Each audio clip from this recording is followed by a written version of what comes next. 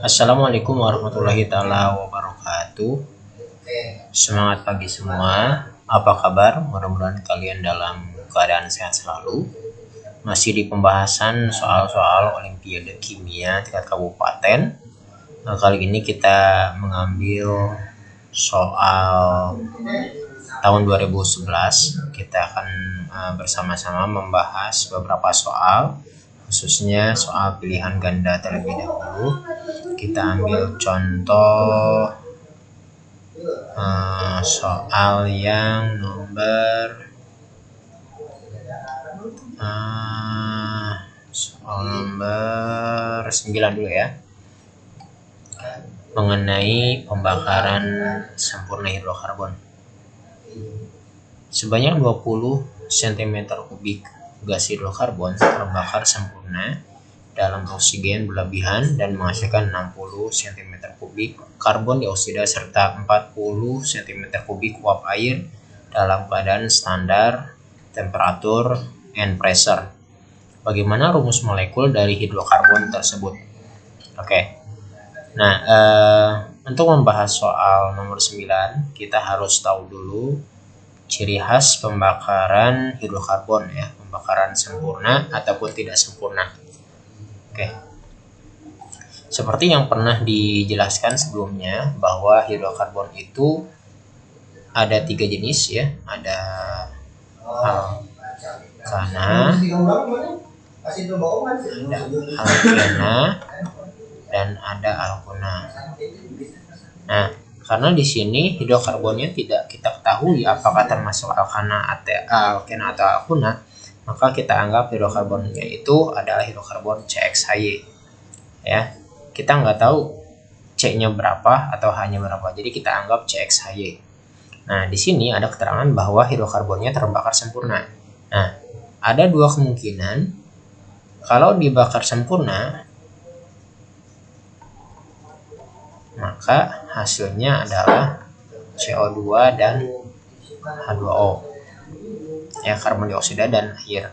Tapi kalau tidak sempurna,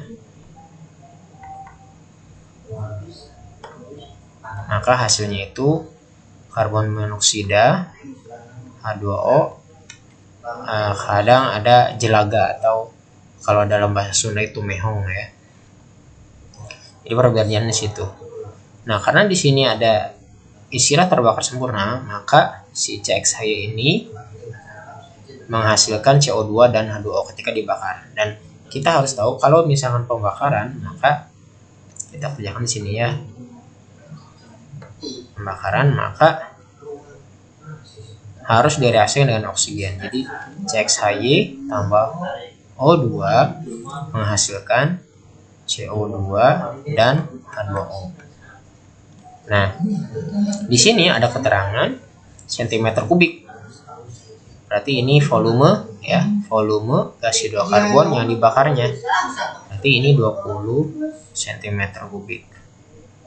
Kemudian menghasilkan 60 cm3 karbon dioksida. Berarti ini 60 cm3 dan 40 cm3 uap air H2O ya. Ini 40 cm3. Di sini O2-nya tidak diketahui yang bereaksi berapa, tapi tidak apa-apa ya. Kita bisa mengolah angkanya dari 20, 60 dan 40. Nah, kita tahu bahwa volume gas ini gas ya, berbanding dengan koefisien berbanding dengan mol ya. Maka kita bisa menyederhanakan angka-angka ini 20, 60, 40 dengan cara semuanya dibagi menjadi 20 ya. 20 dibagi 20 1, 60 bagi 20 3, terus 40 bagi 20 2. Artinya kita bisa menuliskan angka 1, 3, 2 ini di koefisien masing-masing zat ya. Berarti ini 1, ini 3, ini 2. Oke. Meskipun di sini oksigen belum ketemu ya, belum diketahui koefisiennya berapa, tapi kita bisa mengetahui jumlah C-nya, dalam hal ini X dari C ini dan Y dari H dari CO2 dan H2O. Ini jelas nih. Ini 3 kali C, maka ini C-nya 3 ya. Kenapa? Karena di sini 1 kali 3 ya. 3.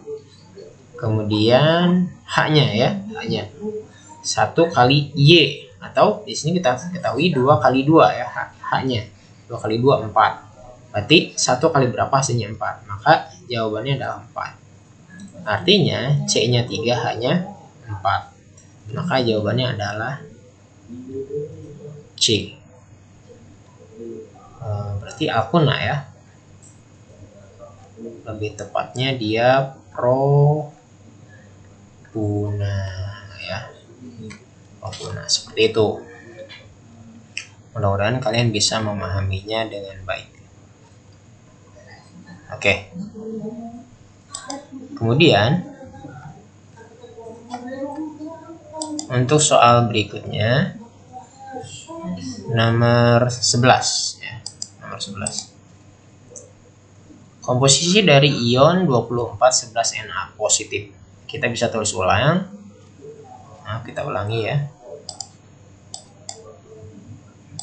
Ukurannya kita ganti. Ulangi, komposisi dari ion 2411Na positif. Seperti gini ya. Na 11 24, di sini positif.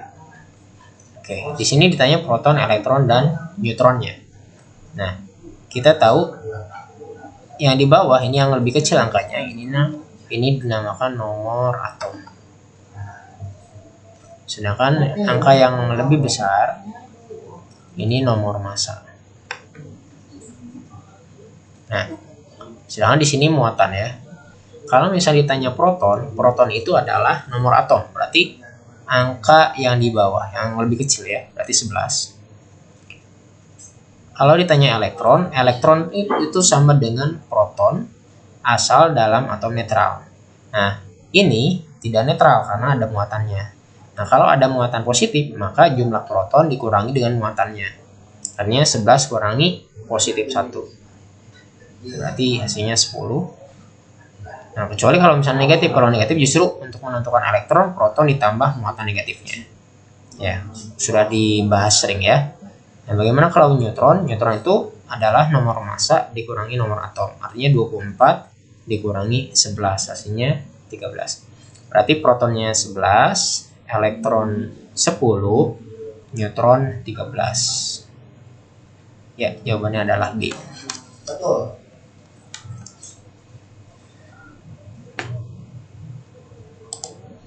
Oke. Kemudian kita lanjutkan soal yang nomor 23 ya. Nomor 23 mengenai hibridisasi orbital ya. Bagaimana hibridisasi atom-atom karbon berlabel C1 dan C2 pada glisin, dalam glisin ya. C1 itu berarti yang ini struktur glisinnya ya. C1 itu yang ini, C yang ini, sedangkan C2 ini yang ini. Soalnya kurang lurus ya. Kemudian langkah pertama untuk mengerjakan soal ini adalah kita harus tahu dulu kalau misalnya kita ditanya seperti ini, SP2, SP3 dan SP dan seterusnya, atau hibridisasi orbital. Hibridisasi orbital misalkan. Maka yang harus kita pahami adalah ada ikatan tunggal, rangkap 2, rangkap 3, ataupun pasangan elektron bebas. Nah, ini yang disebut dengan domain. Jadi ikatan tunggal, rangkap 2, rangkap 3, dan pasangan elektron bebas. Ini disebut domain. Nah, ikatan tunggal ini satu domain. Ini juga dianggap satu domain. Ini satu domain. Ini juga satu domain. Harus diingat ya. Ikatan tunggal satu domain, ikatan rangkap 2 satu domain, ikatan rangkap 3 satu domain, ikatan pasangan elektron bebas juga satu domain, harus diingat ya. Kemudian untuk menentukan SP di sini, S dan P di sini adalah subkulit ya. Ingat ya, dalam bilang kuantum, kalau S itu hanya satu orbital, kalau P itu 3 orbital, kalau D itu 5 orbital, S1, P3, dan D5. Itu yang harus diingat. Nah, kita ambil contoh ya. Misalkan bagaimana hibridisasi nitrogen. Hibridisasi atau nitrogen misalkan. Nitrogen itu ini. Ya. N ini ada 3 ikatan tunggal. 1, 2, 3. Berarti 1 domain, 2 domain, 3 domain. Nah, tetapi nitrogen ini sebenarnya punya pasangan elektron bebas di sini. Ya. Kalau misalkan kalian nggak paham, kalian ingat lagi struktur Lewis dari nitrogen. Nitrogen itu kan nomor atomnya 7, kalau kita konfigurasikan 2.5. Untuk membentuk senyawa dengan hidrogen itu nomor atomnya 1 ya. Nah, N, H, H, H. Nah, ini butuh 3, ini butuh 1. Nah, maka N akan ngasih 1 masing-masing ke hidrogen. Nah, berarti sisanya 2. Nah, yang 2 ini jadi PB. Kalau H akan ngasih 1 ke N, karena si N butuh 3 supaya stabil ya. Nah, ini akan menjadi ikatan tunggal. Jadi N, H, H, H. Nah, ini PB. Nah, ini kan PB-nya muncul. Cuma di sini disembunyikan gitu. Kita harus jeli ya. Nah, si N ini punya 3 ikatan tunggal, 1, 2, 3, dan PB 1. Berarti si N ini punya 4 domain. Nah, untuk menentukan hibridisasinya, maka karena 4 dimulai dari SS itu 1, P itu 3. Nah, 4. 1, 2, 3, 4. Berarti N-nya adalah SP3. Begitu. Kemudian C yang ini yang kedua. C nomor 1. Ada 4 ikatan tunggal, 1, 2, 3, 4. Berarti sama dengan N ya. C-nya ada 4 domain. Sehingga pasti S, P, P, P. Berarti SP3. Nah, sekarang yang C kedua.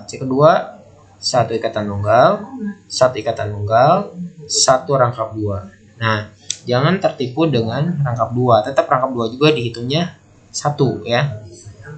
1, 2, 3. Berarti si C yang kedua ini C yang 1, C yang kedua itu ada 3 domain. Terdiri dari 2 ikatan tunggal dan 1 ikatan rangkap 2. Sehingga hibridisasinya adalah S, P, P. Dihitung 3 huruf karena di sini 3 domain. 1, 2, 3. Sehingga SP2. Berarti jawabannya adalah C1 SP3, C2 SP2. C1 SP3, SP2. Nah, ini jawabannya adalah C. Seperti itu. Kalau misalkan oksigen nih. Oksigen juga sama seperti nitrogen, di sini harusnya ada PeB sebanyak 2. Maka 1, 2, 3, 4. Berarti karena 4 SP3 kalau ditanya oksigen. Tapi kita ditanya C1 dan C2. Maka jawabannya adalah C1 SP3, C2-nya adalah SP2. Jadi jawabannya adalah C. Oke, untuk pembahasan soal kali ini cukup sekian, mudah-mudahan bermanfaat. Assalamualaikum warahmatullahi wabarakatuh.